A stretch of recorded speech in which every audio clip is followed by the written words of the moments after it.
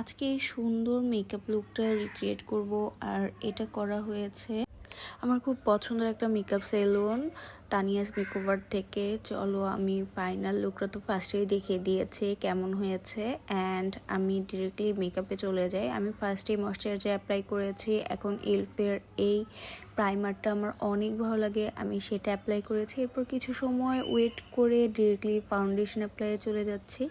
Foundation খুব ভালো করে ব্ল্যান্ড করার পর আমি সেই গ্ল্যামের এই কনসিলারটা ইউজ করছি।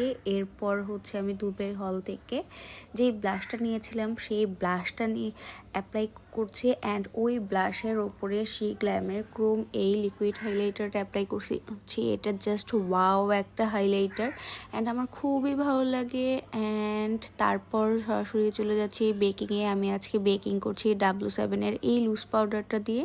এটা কিছু সময় রেখেছি একদমই